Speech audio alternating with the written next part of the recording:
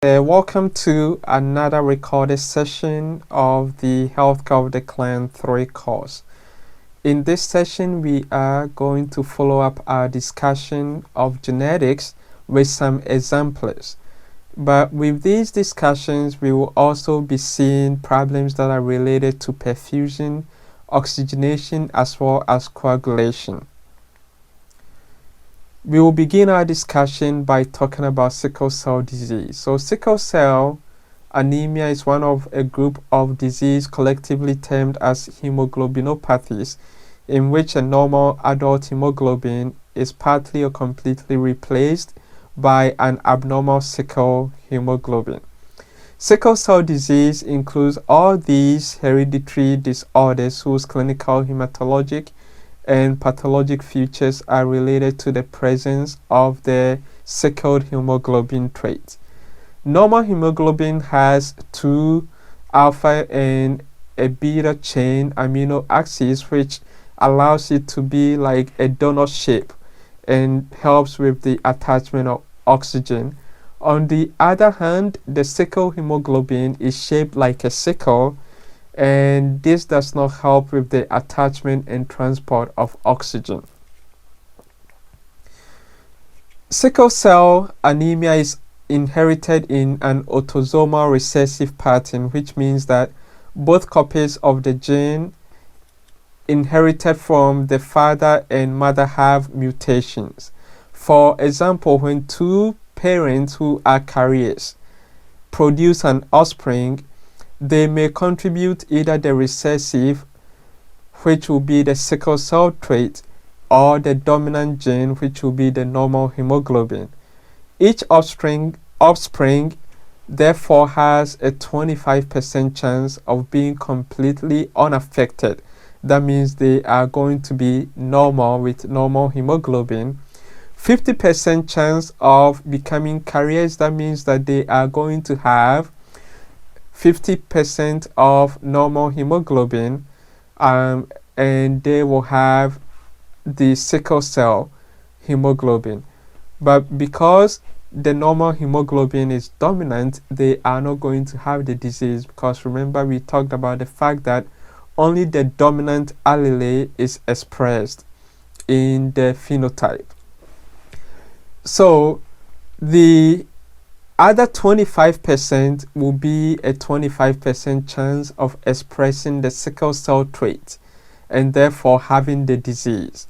So at any particular point in time, each of the offspring that these couple will have a 20% chance of becoming or having sickle cell anemia.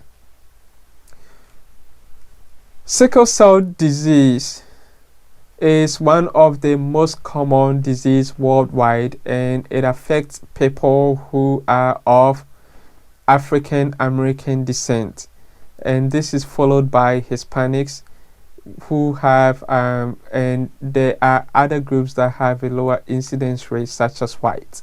It's not really common in the white race or white ethnicity.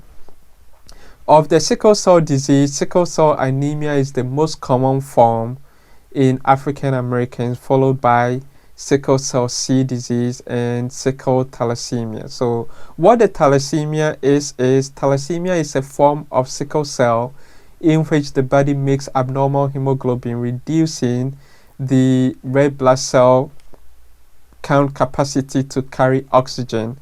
Red blood cells in this form of sickle cell may be normal. However, because the hemoglobin which binds with the oxygen are abnormal, the effects are almost similar. Sickle cell is considered as a chronic illness because once you have it, you are going to have it for life, and the prognosis of sickle cell varies, but most patients live into the fifth decade, which means they can live up to 50 years. Most of the time, children are without symptoms and can participate in normal activities without any restrictions. The greatest risk usually is in children younger than 5 years because their lungs are not well developed, and there are many other things that are still being developed, such as the liver, which helps with the production of certain types of blood cells. And so any effect of the sickle cell becomes severe when these children are younger. And a majority of the deaths in these children are caused by overwhelming infection. The clinical features of sickle cell anemia are primarily the result of three different processes, and one of them is the vaso-occlusive event, which is the obstruction caused by the sickle cell. So as I mentioned, the normal hemoglobin is supposed to be like a donut shape, and then the oxygen will be able to attach to that donut shape. But when they become sickled, they form a hook-like structure. And once these hook-like structures called sickles are formed, then they begin to clamp together because they hook on one another. And that blocks the blood vessels, causing the vaso-occlusive crisis. The second process is vascular inflammation. Remember that we are going to talk about inflammation later on. We know the components of inflammation, which includes swelling. So once they are breaking down of the cells, the body will produce more prostaglandins and try to send more cells over there, and this causes inflammation of the blood vessels. And then there is also the third process, which is the increased red blood cell destruction. So once there is a vaso-occlusive event and there is inflammation, then more red blood cells are going to become sickled when they get to that site, and this is going to cause an impairment in the oxygen carrying capacity of the red blood cells, causing hypoxemia. The clinical manifestations occur primarily as a result of obstruction caused by the sickled red blood cells and increased red blood cell destruction, which is going to lead to a decreased perfusion and oxygenation to tissues. So situations that precipitate sickling include fever, and as I mentioned, infection is the most common cause of sickle cell crisis in younger children, which leads to the high mortality in this population. Dehydration, emotional or physical stress are other situations that can precipitate the sickle cell crisis, and any condition that increases the need for oxygen or alters the transport of oxygen can also result in sickle cell crisis or an acute exacerbation or worsening of symptoms. So such as when they travel to high altitude areas which has a lower concentration of oxygen, when they do exercise or work out outside, if there is a lot of heat, then that is going to cause them to go into a crisis. Sickle cell crisis are acute exacerbations of the disease which vary considerably in severity and frequency and include the three components that we have talked about.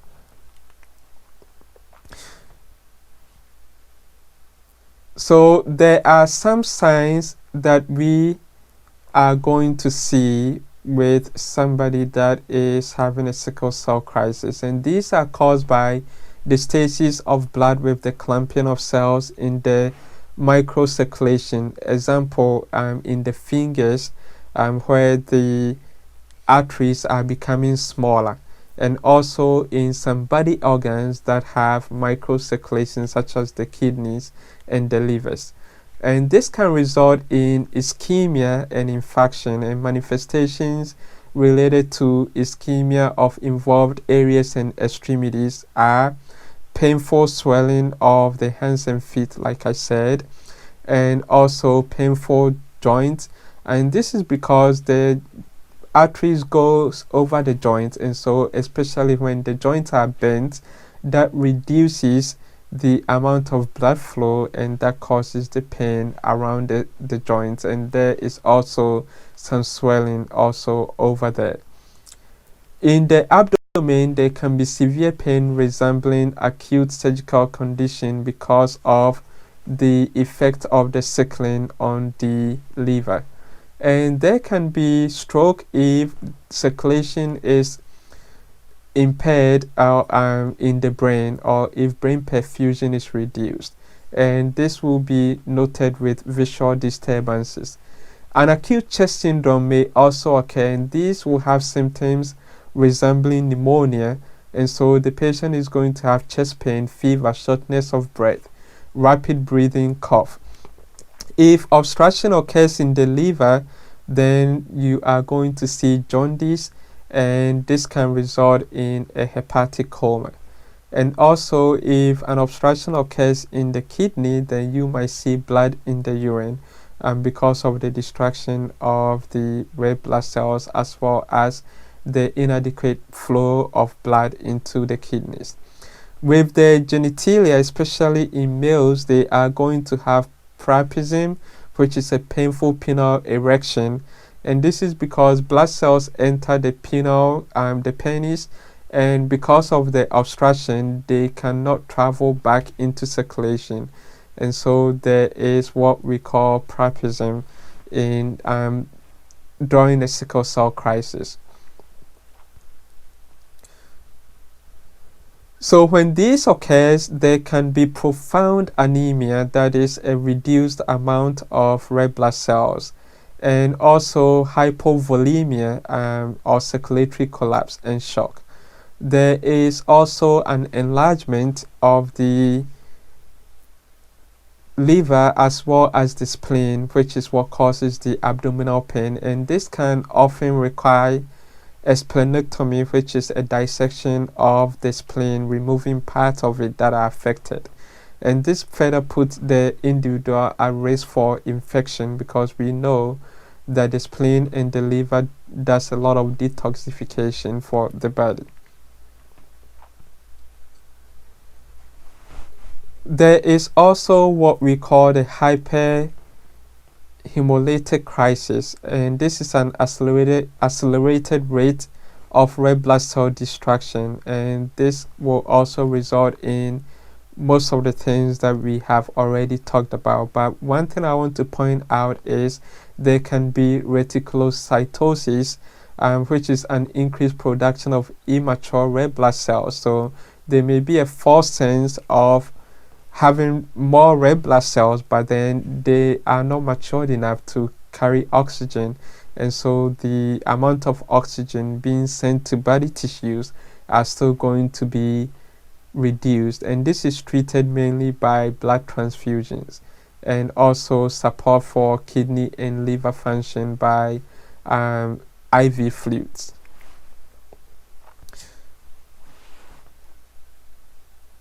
So the average lifespan of a red blood cell containing 40% of the sickle hemoglobin is only 10 to 20 days, as compared to the 120 days that a normal hemoglobin will have. So as you can see, people with sickle cell has a faster destruction of their red blood cells, which may result in chronic anemia, and so you will see that their skin is pale, or they have pallor in their mucous membranes. And again, this can be treated with blood transfusions and also with oxygen therapy. So what are the clinical implications of sickle cell anemia or sickle cell disease? The sickling response is reversible under conditions of adequate oxygenation and hydration. So once a sickle cell crisis occurs, if you give enough hydration through IV fluids and also provide enough oxygenation, normally this is going to be reversed.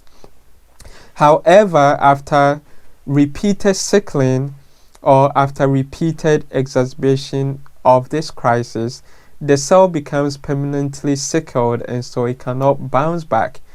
So it's just like if I have a sponge, if I squeeze it, it's going to be dry, but if I put it in water, that is going to soak up the water and become spongy again. However, if I continue to squeeze and squeeze and squeeze, at a certain point in time, I'm going to tear the sponge or get some fragments off, and it will never be able to return to its normal. And so that is kind of like an illustration of what happens to the hemoglobin and red blood cells. Continuous or repeated sickling can also result in possible growth retardation in children, and this is because they don't have enough oxygen for metabolism, which is needed for the cells to increase in size and divide. And also there can be possible delayed sexual maturation, especially in males if they continue to have priapism.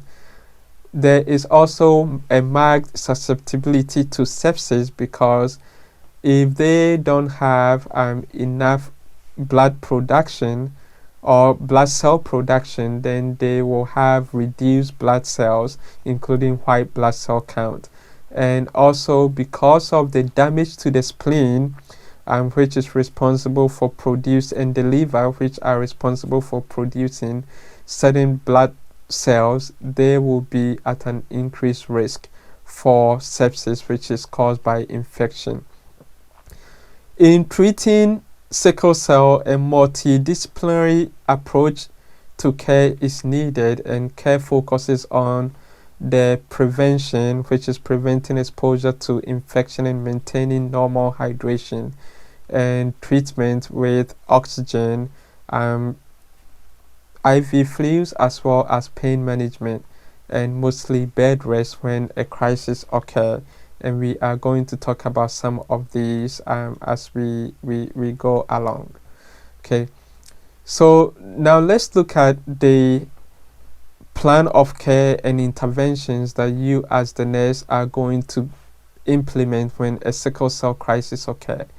Although pain is the most common symptom or the major symptom that drives the patient to come to the hospital, you have to know that without the correction of hydration, the situation is not going to resolve and pain is still going to be imminent. And so you will have to maintain adequate hydration and blood flow through oral and intravenous administration of fluids. There is also going to be a component of electrolyte replacement if there is any dehydration going on, especially if they were playing outside or if the crisis occurred as a result of dehydration. Then oxygen administration is going to be needed to increase the availability of oxygen to the hemoglobins that is sickled, or the red blood cells that are sickled. And you are also going to administer prescribed pain medication and analgesics to relieve pain and fever. And if all these do not help, then exchange transfusions are going to be indicated, which will reduce the number of circulating sickle cells. So an exchange transfusion is just is similar to, or kind of like dialysis, where you get some of the blood out, and then whilst you are getting some of the blood out, then you are giving fresh packed red blood cells to this patient to help to reduce the amount of sickling that is in the blood. And then there is also the need to administer antibiotics to prevent any infections, which will make the case more severe. So as part of your nursing interventions, you are also going to monitor for the complete blood count with differentials to detect any infections early so they can be treated. You will also do a blood and urine culture to determine if there is any infection, and then obtain a chest x-ray to see if there is anything going on with the acute chest syndrome that we talked about. With pain management, at least this patient or client is going to require 48 hours of IV analgesics followed by morphine or Dilaudid. So you can see this in your textbook. Other nursing interventions that you have to do is the removal of any constrictive clothing, because if this patient is wearing constrictive clothing, as the joints begin to swell, they are going to have more pain with that. Also encourage the patient to keep extremities extended to promote venous return. So when they are laying in the bed, make sure you do not bend or raise the knee to allow for venous returning to prevent the sickled blood cells from getting clamped in the joints, which will cause more inflammation.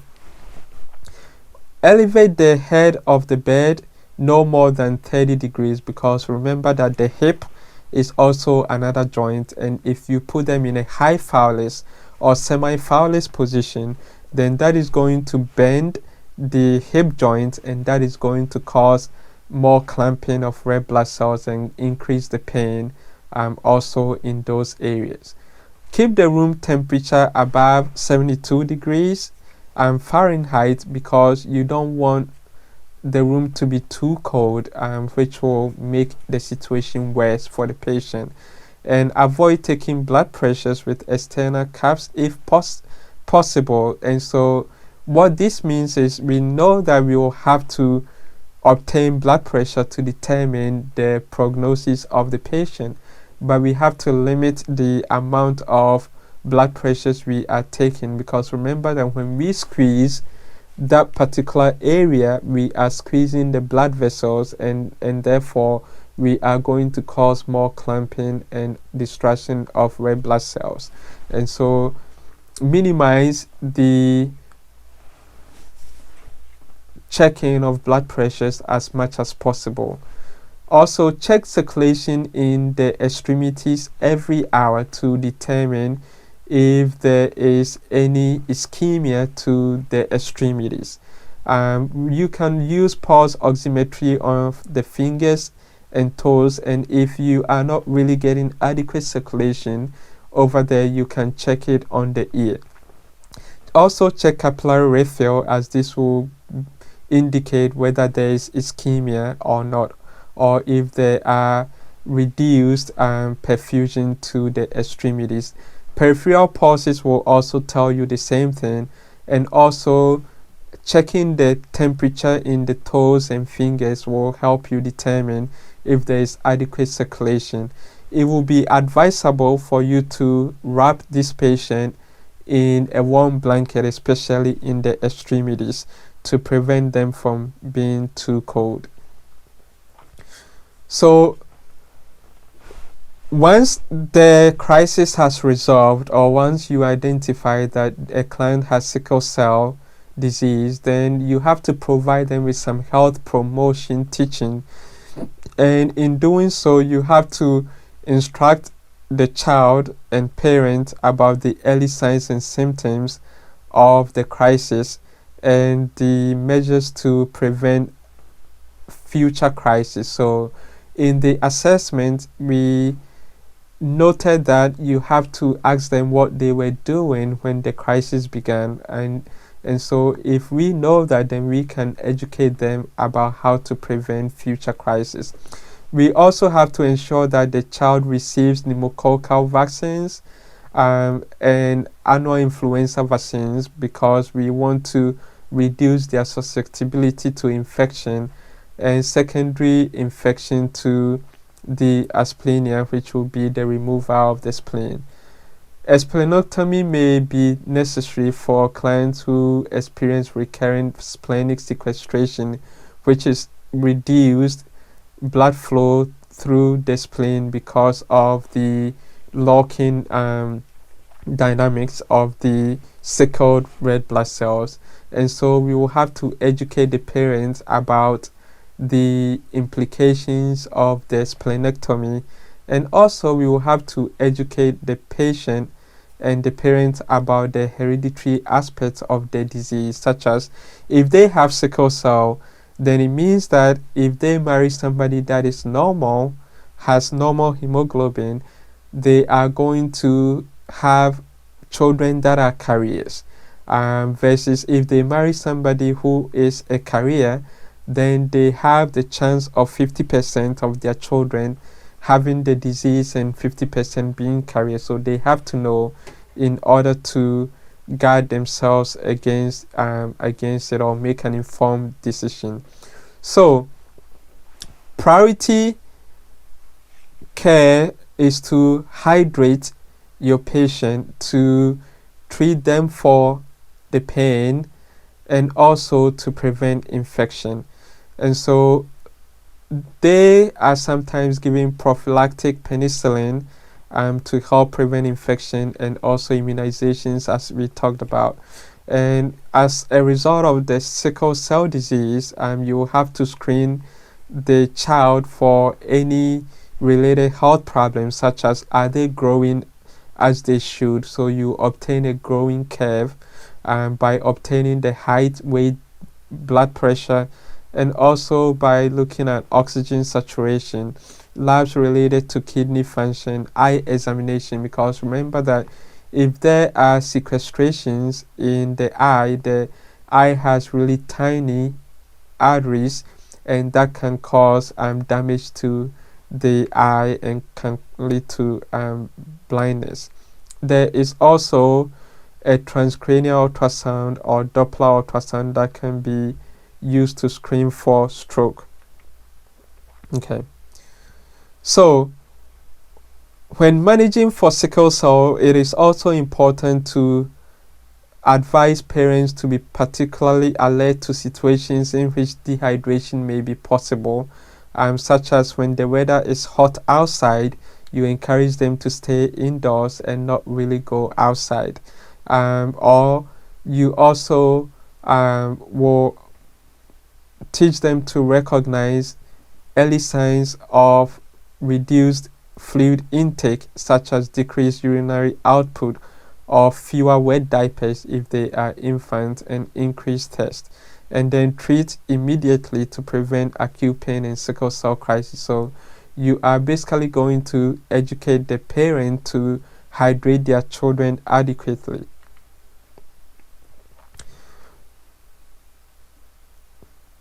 So we have already talked about this, and so I'm going to skip this.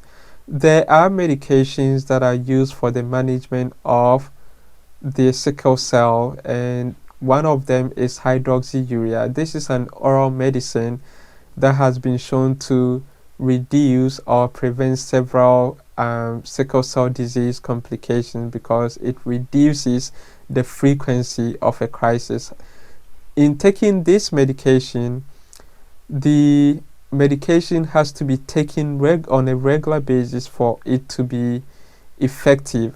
So it cannot be skipped, or doses cannot be skipped. When a person does not take it regularly, it will not work as well, or it won't work at all. And so you have to really educate them to take this medication regularly. This is particularly true in the early weeks of taking the medicine. So if you are taking a medication such as hydroxyurea, you have to be very compliant in the way you take it.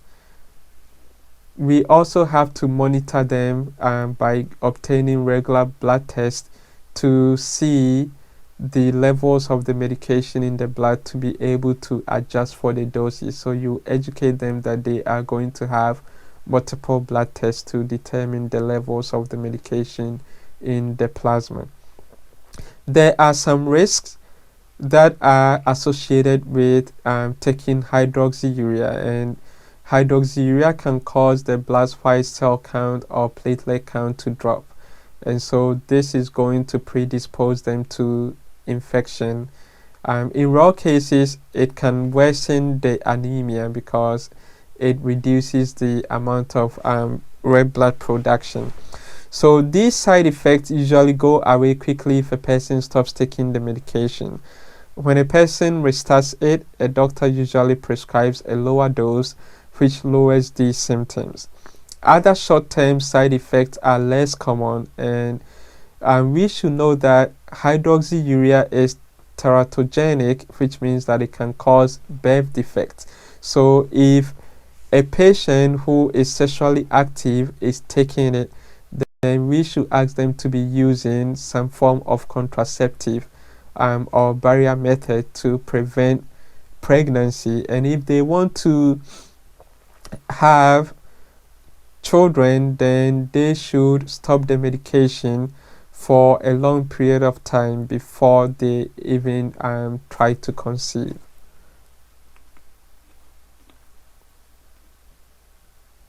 With pain management, most doctors will, or most providers will advise the person to drink lots of fluid, which will relieve the symptoms of pain, and take an NSAID pain medication such as ibuprofen. So when a person has kidney problems, then acetaminophen is the preferred NSAID that is used. If pain persists, many people will find that they need a stronger medicine such as an opiate, such as morphine or Dilaudid. In the past, there was the use of Demerol, and in recent years this has been avoided because of the risk of seizures, which is induced by meperidine. So this is not being used anymore. So that brings us to the end of our discussion on sickle cell. We will now go on to discuss hemophilia, which is a coagulopathy. So sickle cell impairs perfusion, and then hemophilia is a clotting disorder or a coagulopathy that affects clotting. Hemophilia is an X-linked recessive trait, and this is a bleeding disorder, and hemophilia A affects mostly males. So this is an X-linked disease which is transferred from mothers to their sons. Okay, it's not transferred from fathers to their children. So females must have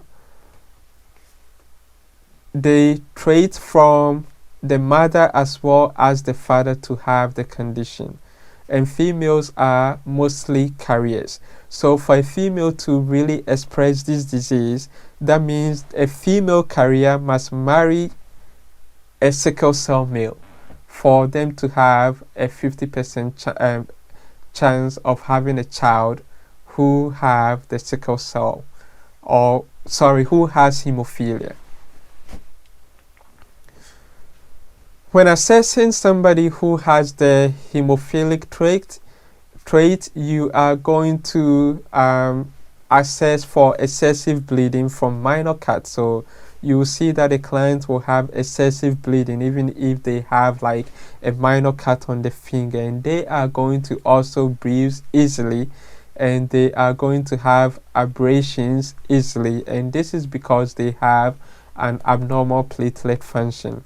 They will also have joint and muscle hemorrhages that lead to disabling long-term problems and may require joint replacement. So because of the movement of the joints, they are going to have bleeding in the joint, and they are going to have swelling in the joint, and this will lead to a future need for replacing those joints. There is also prolonged and potentially fatal hemorrhage after surgery. And so when a patient who is hemophilic is about to have surgery, there will have to be a collaborative effort to try and limit the amount of blood loss by doing pre-infusions, and also by giving some medications such as vitamin K and all that to help prevent the potential of bleeding. And the surgery must be one that is very much needed before this surgery can be performed. Okay, so with labs you are going to see prolonged activated partial thromboplastin time, which is APTT, but you will have a normal bleeding time and a normal PT or prothrombin time. So the only thing that is going to be abnormal is going to be your APTT. Nursing care and management of a client who has hemophilia include assisting with infusions of synthetic factor VIII and also anti-hemophilic drugs, and educating the client and family about safety precautions, injury prevention, and bleeding precautions. So you are going to ask them to use an electric shaver to avoid using a blade or a razor. You are going to ask them to avoid playing contact sports because that will predispose them to injuries that may lead to bleeding. And also, you are going to basically ask them to avoid anything that is going to cause them to bleed, such as putting stuff in the nose, trying to clean out the nose, because they have frequent nosebleeds. Okay, so any precaution that you will give to a patient that is at a high risk of bleeding, you will tell them to do the same things. Alright, so now let's review some questions. A nurse is caring for a 10-year-old admitted for sickle cell crisis. Which of the following interventions should a nurse take to reduce the risk of infection? Select all that apply. And so we are going to ask ourselves which of these options will reduce infection. Obtaining blood sample for CBC as ordered, is that going to reduce infection? No, because that is just going to tell us if they have an infection or not, if their white blood cell count is elevated. Ask visitors to wash hands thoroughly. Yes, because washing of hands is the most effective way of infection prevention in the hospital settings, and you as the nurse should also be washing your hands.